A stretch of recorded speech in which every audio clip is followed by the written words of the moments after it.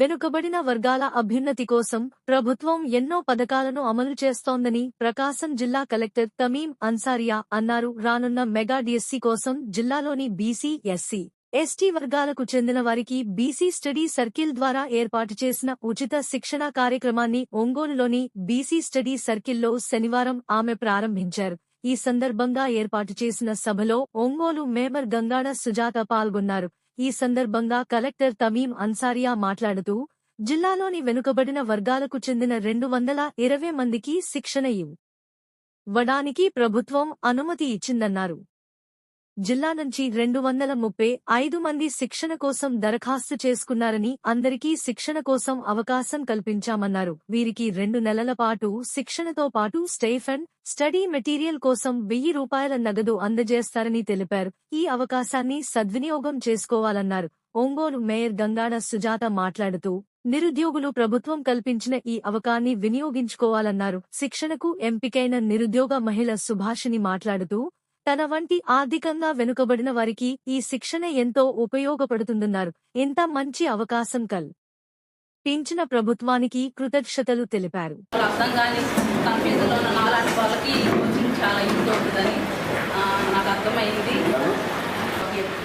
అలాగనే మన ఫోటోగ్రఫీ అనేది చిత్రలేఖనం, మన సంగీతం, సాహిత్యం ఎన్నో రకాలుగా ఉన్నాయి.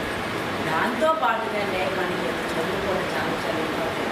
అందులో రాణించలేని వారు, చదువులో రాణించలేని వాళ్ళు అందరూ, అలా గేమ్స్ ఉన్నాయి, స్పోర్ట్స్ అనేక రకాలుగా మనకి మన జీవితానికి మనం రాణించడానికి, బ్రతకడానికి అనేక రకాల మార్గాలు కూడా ఉన్నాయి. మనం ఆలోచిస్తే ఖచ్చితంగా కూడా ముందంజలో పడతాం.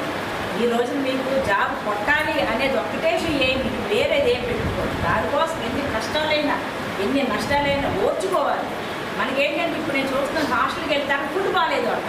ఇప్పుడు మరీ పిల్లలు ఎట్లా తయారయ్యారంటే, అక్కడ ఫుడ్ బాగాలేదు నేను వెళ్ళను, అక్కడ ఫెసిలిటీస్ లేవు నేను వెళ్ళను. కానీ మన ఒక 1 ఇయర్ జీవితాన్ని కోల్పోతుంది దాంతో. మేము చదువుకునే రోజుల్లో మేము ఫుడ్ కోసము, బెడ్ కోసం ఆలోచించాము. చదవాలి, జాబ్ చేయాలి, జాబ్ రావాలి, అంతే. మరియు ఇక్కడ ఈ ఉచిత శిక్షణకు వచ్చేసినటువంటి అభ్యర్థులైనటువంటి కూడా నమస్కారం.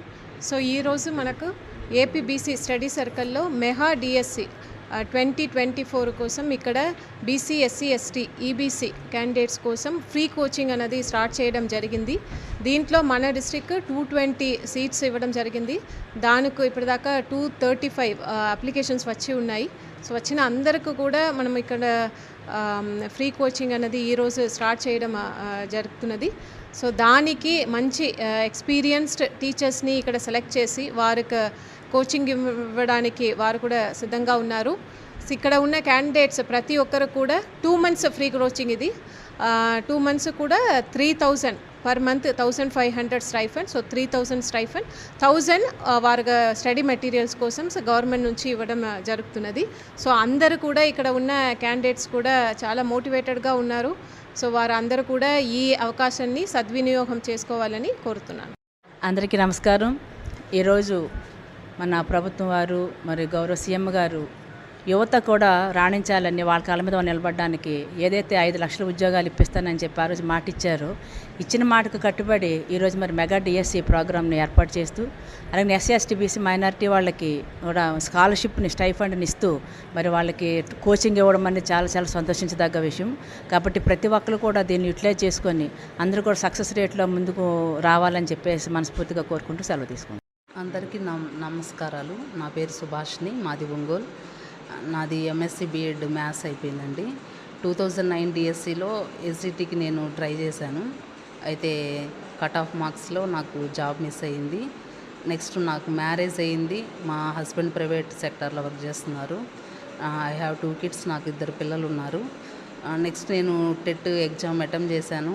79 మార్క్స్తో నేను క్వాలిఫై అయ్యాను. నెక్స్ట్ డిఎస్సికి ప్రిపేర్ అవుదాం అనుకుంటే కోచింగ్ సెంటర్స్కి వెళ్ళడానికి నాకు సరైన సపోర్ట్ లేక నేను వెళ్ళలేకపోయాను. గవర్నమెంట్ బీసీ స్టడీ సర్కిల్ ద్వారా కోచింగ్ ఇచ్చి నాలాంటి హౌస్ వైఫ్స్కి మమ్మల్ని మంచి ఫ్యాకల్టీతో మమ్మల్ని అందరినీ ఇట్లా డిఎస్సికి ప్రిపేర్ చేస్తున్నందుకు గవర్నమెంట్కి నా హృదయపూర్వక కృతజ్ఞతలు తెలియజేస్తున్నాను.